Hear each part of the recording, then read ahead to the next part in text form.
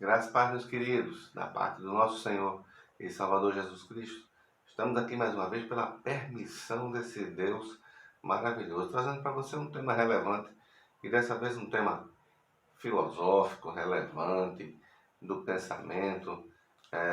Por que foi que Deus criou o homem? Ou para que ele criou esse homem? Qual o sentido da vida?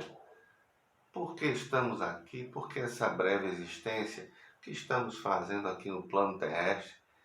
Qual é o nosso objetivo aqui? Qual o objetivo de Deus na nossa vida, na tua vida? Qual o plano de Deus para nós?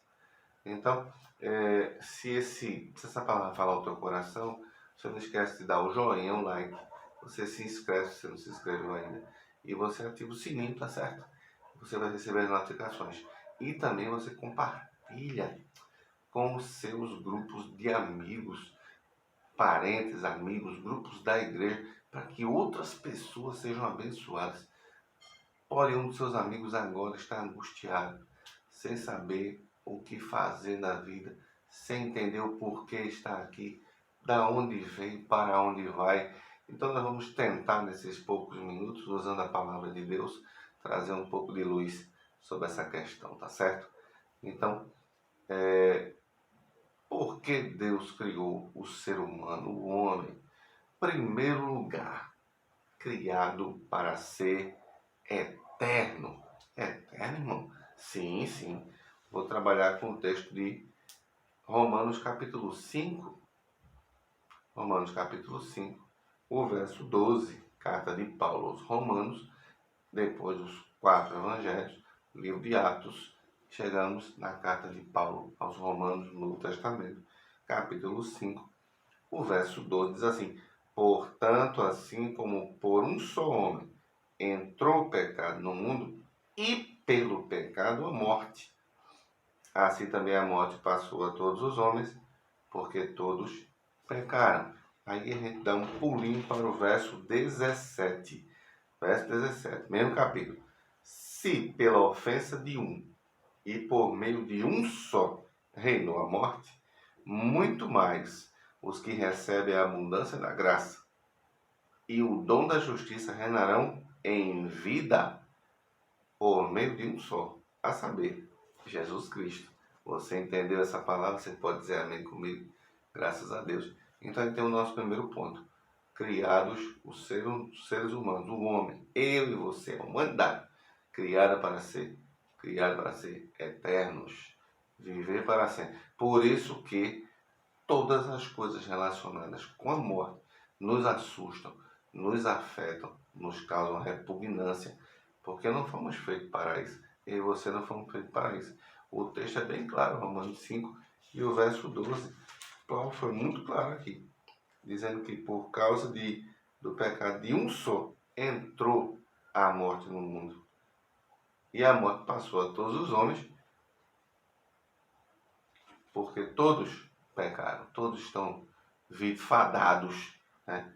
Não somos pecadores porque pecamos porque somos pecadores, tá certo? O único que veio nessa terra sem pecado, diferente disso, foi o Senhor Jesus Cristo. Então, é por isso que essa realidade nos assusta. É porque não fomos feitos para isso. Eu e você fomos feitos para viver e ter vida. Jesus disse: eu vim para que tenham vida e vida com abundância. Não é essa vida que talvez você esteja levando. Vida fracassada, vida caída, vida sem sentido. Tem tanta gente agora com a vida sem sentido, a vida sem objetivo, uma vida sem um rumo, sem um prumo, uma vida fadada ao fracasso, uma vida frustrada, uma vida de dependência de medicamentos, dependência do álcool, dependência do tabagismo, dependência de drogas, dependência de tantas coisas, emocionais, psicológicas. Meu Deus, uma vida fracassada. E Jesus disse: eu vim para que tenham vida, mas vida com abundância, vida boa, vida plena, vida cheia.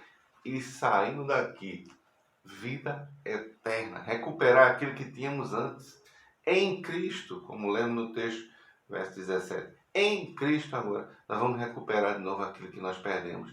lá no Éden. Segunda coisa, criados para ser santos. 1 Pedro capítulo 1, verso 15 e 16.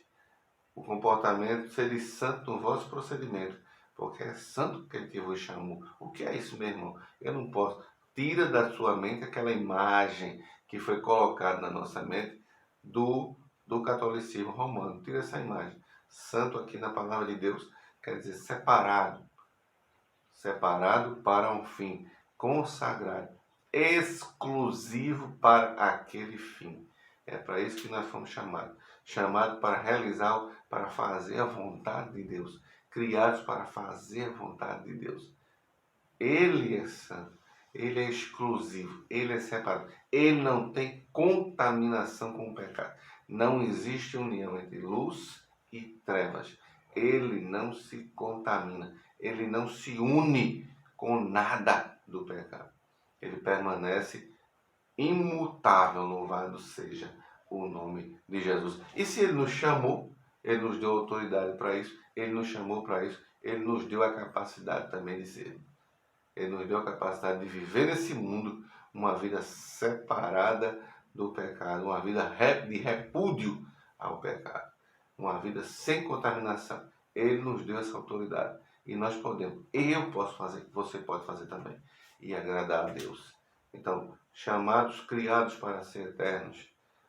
Entrou o pecado no mundo, afetou isso, mas em Cristo podemos retornar, criados para ser santos, viver uma vida que agrada a Deus.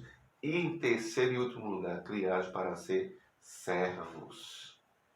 Servos. Se Cristo é o nosso Senhor, nós somos seus servos. Efésios capítulo 2 e o verso 10.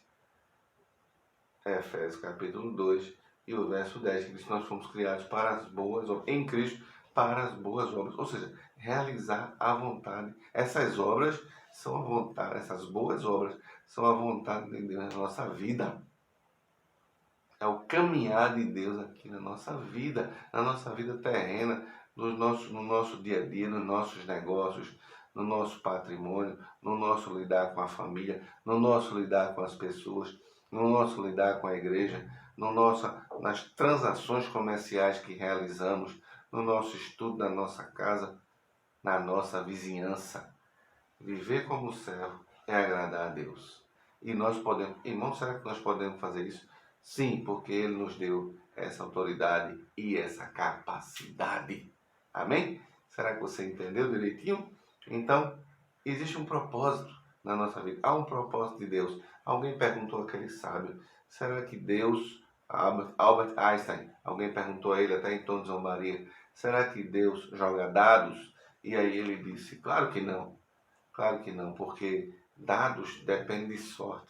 E Deus trabalha com estratégia. Com certeza ele joga xadrez. Então, Deus tem o seu plano, o seu propósito, sua estratégia, sua direção, tudo já devidamente planejado para a nossa vida, para a minha e para a tua vida. Tua vida tem um sentido, tua vida tem um propósito. Tua existência aqui tem um propósito, tem um porquê, tem um para quê. E, de uma forma bem rápida, a gente tentou mostrar que você é especial para Deus. Ele tem um propósito na tua vida, Ele tem um propósito na minha vida, Ele tem algo maravilhoso a fazer na tua vida. Então, se você está fora desse propósito, sai desse caminho e retorna para o caminho de Deus. Amém? Que Deus te abençoe de uma forma poderosa nesse dia que fez o Senhor. E é claro, eu não posso esquecer da pergunta bíblica, onde todos estão esperando. Você entra, faz o seu comentário e responde a pergunta. Dessa vez uma pergunta facílima, certo? Para você que é leitor e estudante da palavra. Houve um momento na vida de Jesus em que ele reuniu seus 3 discípulos, aqueles que estavam mais perto, e ele levou eles para o monte e ele se transfigurou. Ele mudou a sua figura na frente deles. Ele deu uma amostra da sua glória. E lá nesse lugar, quando aconteceu a transfiguração, 2 personagens do passado apareceram. Um confirmando a lei, outro confirmando a mensagem dos profetas. Quem foram esses 2 personagens do passado que apareceram junto com Jesus no Monte da Transfiguração. Mais fácil do que isso, não existe. Você que é um leitor da palavra, você que é um estudante da Escritura Sagrada, vai saber responder de uma forma muito fácil. Que Deus te abençoe e te guarde. Guarda a tua casa, a tua família. No nome do Senhor Jesus Cristo.